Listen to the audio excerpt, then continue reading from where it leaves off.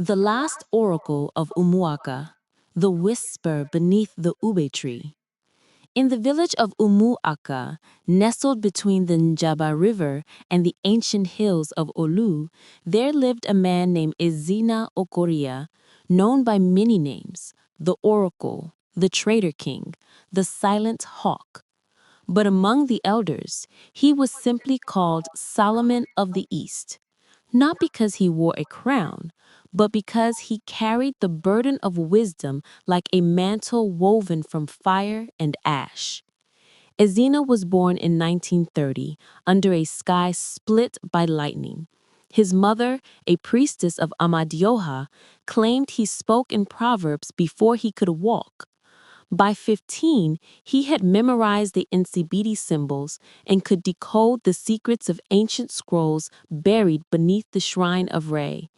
By 25, he had built a trade empire stretching from Aba to Accra, dealing in palm oil, kola nuts, and secrets. But it was not wealth that made Ezinna legendary. It was what he did when the world began to burn. The War That Ate the Moon. In 1967, the drums of war echoed across the land. Biafra was declared, and the Igbo people, proud, industrious, and defiant, stood at the edge of a precipice. Ezinna, now in his late 30s, was summoned by the Council of Elders. Your wisdom is our last shield. The North has guns. The West has politics. We have you. Ezinna did not speak. He simply walked to the sacred grove, buried his trade ledgers beneath the roof, And returned with a single statement. A lion does not roar when the forest is on fire. It listens.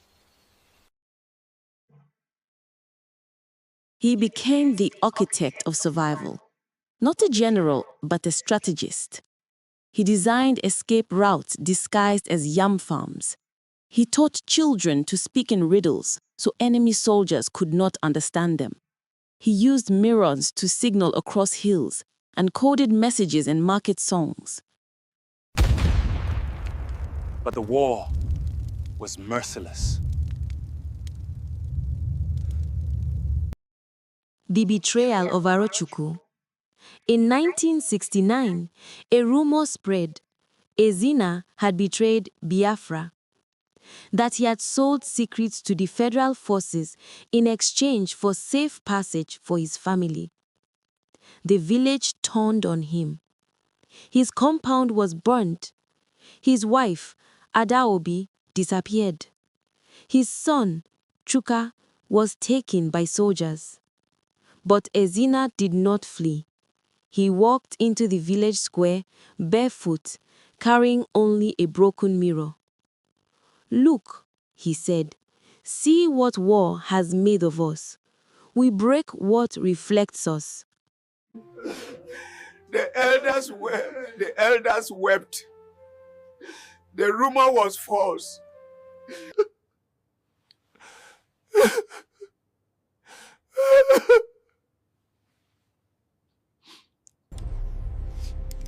It had been planted by a federal informant, an Igbo man turned traitor.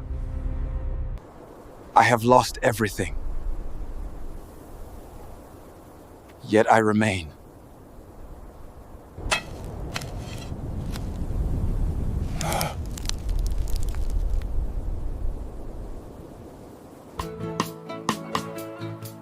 He called it Nduyam.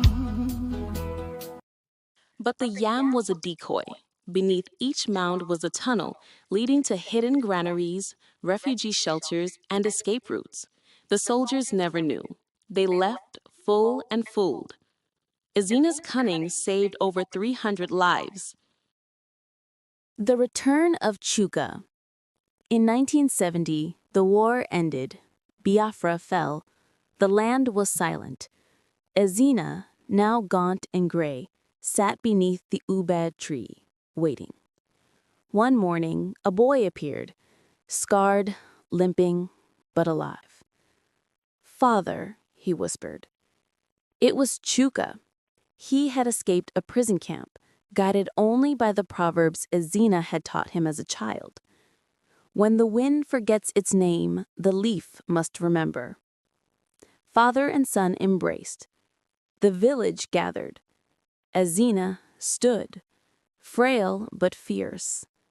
We lost the war, but we did not lose our souls. Ezinna Okorie died in 1985, surrounded by books, children, and silence. His grave bore no title, only a proverb.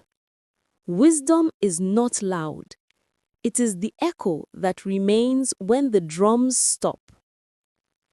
Today, in Umuaka, his story is told not in textbooks, but in whispers, in the way traders haggle with charm, in the way elders pause before speaking, in the way Igbo children learn that survival is not just strength, it is strategy, silence, and soul.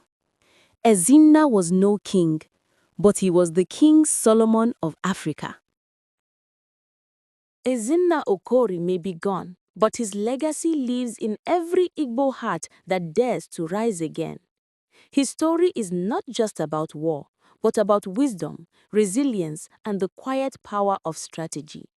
If this tale moved you, if you felt the anxiety, the hope, the trauma, then let it echo beyond this screen.